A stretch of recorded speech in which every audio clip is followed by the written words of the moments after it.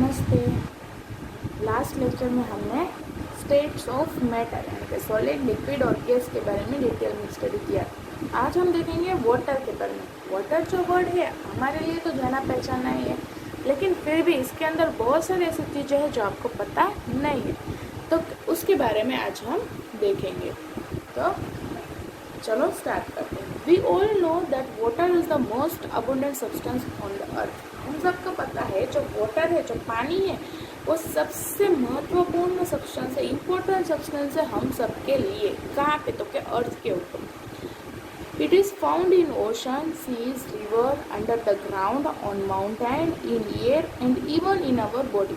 तो ये जो पानी है आखिर कहाँ कहाँ पाया जाता है?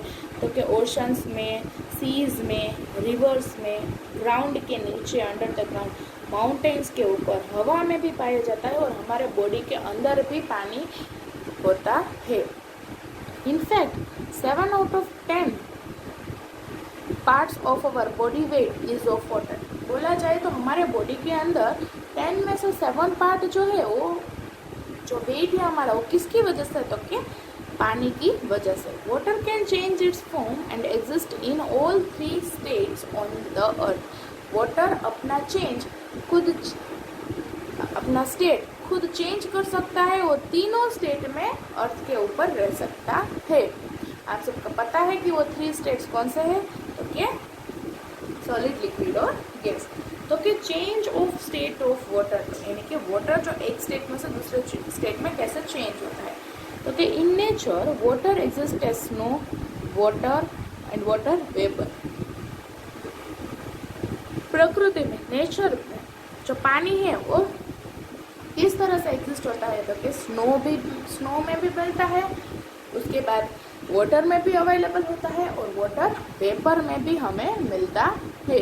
स्नो मतलब बर्फ में भी, वाटर नॉर्मल वाटर में भी और वाटर वेपर यानी कि हम सबको पता है गैस स्वरूप में भी पानी मिलता है। तो कि it can change it form easily. Water जो है वो अपना फॉर्म आसानी से चेंज कर सकता है। Due to the heat of the sun, water in rivers, seas etcetera change into water vapour. यानी कि तेज धूप की वजह से जो पानी रिवर्स में और सीज में होता है वो एवोपरेट हो जाता है और इसमें चेंज हो जाता है तो फिर वाटर वेपर में। This process is called evaporation. तो इस प्रोसेस को कहते हैं एवोपरेशन। इसके बाद तो कि water evaporate faster when the air is dry, the wind is strong and the temperature of the surrounding is high. उसके बाद कि वाटर कब फास्टली एवोपरेट हो जाता है? तो कि जब जो हवा चल रही है वो ड्राई एयर हो, उसके बाद तो क्या जो विंड हो वो तेज होनी चाहिए, स्ट्रॉन्ग यानी कि एकदम स्ट्रॉन्ग होनी चाहिए, और तो कि टेम्परेचर जो है आजू बाजू में सराउंडिंग का जो टेम्परेचर है वो हाई होना चाहिए। तो जो वाटर एवोपरेशन प्रोसेस है वो एकदम फास्टली हो। When water vapor goes into atmosphere, they form clouds. ये जो वाटर वेपर है, पानी में से जो गैस स्वरूप में वाटर कन्वर्ट हो गया है हीट की वजह से, वो ऊपर जाकर क्लाउड में कन्वर्ट हो जाता है, क्लाउड बन जाते हैं।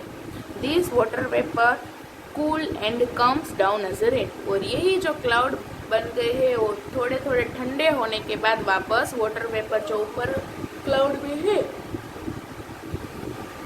वो रेन स्वरूप में वापस नीचे आते हैं। The process of change of water vapour into water is called condensation.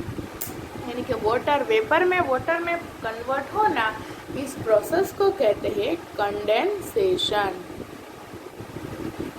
Sometimes water vapour also form snow, Frost, fog etcetera. और कभी कभी ये वाटर वेपर है वो पानी में कन्वर्ट होने की बजाय स्नो में, फॉग में, फ्रॉस्ट में कन्वर्ट हो जाते हैं। तो ये जो स्नो, फॉग, फ्रॉस्ट है सब क्या है? तो उसके बारे में देखते हैं। सबसे पहले है फॉग। फॉग किसे कहते हैं? फॉग मतलब धुम्मस। हम सबको पता है ठंडी के मौसम में जो सुबह सुबह होती है धुम्मस, जिसमें हमें दूर दूर का दिखाई नहीं देता, सिर्फ नज़दीक का दिखाई देता, उसे क्या कहते हैं? धुम्मस। उसे कहते हैं fog. When a thick cloud of water drops is formed immediately above the land or water, it is called fog. यानी कि जब भी वाटर ड्रॉप्स का एक थिक क्लाउड फॉर्म हो जाए लैंड और वाटर के ऊपर, तब उसे फॉग कहते हैं, धुम्मस कहते हैं।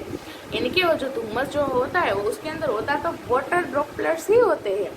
अब सबको पता है जब धुम्मस होती है और हम बाइक में जाते हैं तो हमारे बॉडीज के ऊपर वाटर ड्रॉपलेट्स आ जाते हैं। कहाँ से? क्योंकि उसके अंदर वाटर ही प्रेजेंट है, इसलिए।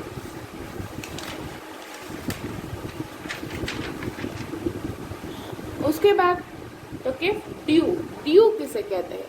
तो के लीव्स, जो भी प्लांट्स के जो लीव्स होते हैं उसके ऊपर इस तरह के वाटर ड्रॉपलेट्स कभी कभी हमें दिखाई देते हैं, तो वो क्या है? तो क्या उसे कहते हैं ड्यू। यानी कि sometimes water vapour in the atmosphere condense and settles as a water droplet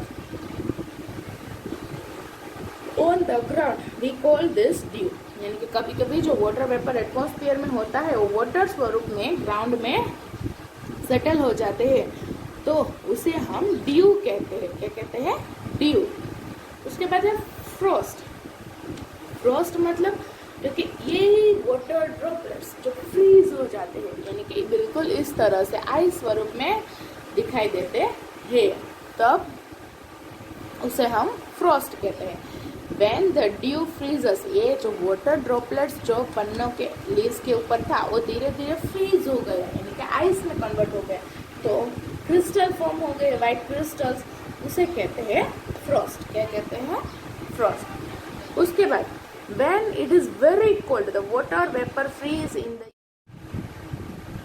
air and falls down as soft, यानी कि जब ज़्यादा ठंडी होती है तब जो वाटर वेपर एटमॉस्फेयर में है वो फ्रीज हो जाता है, आइस में कन्वर्ट हो जाता है और नीचे सॉफ्ट वाइट फ्लेक्स यानी कि बर्फ स्वरूप में नीचे आता है, जिसे हम स्नो कहते हैं। क्या कहते हैं? स्नो।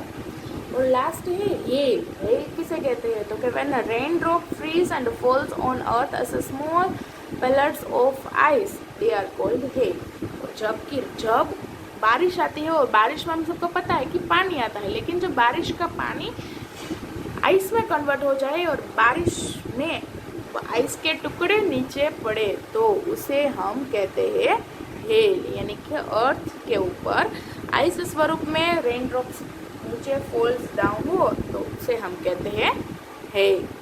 तो आज हमने अलग अलग स्टेट्स ऑफ वाटर के बारे में पढ़ा। नेक्स्ट लेक्चर में हम वाटर एंड सोलिबिलिटी के बारे में स्टडी करेंगे। चलो, नमस्ते।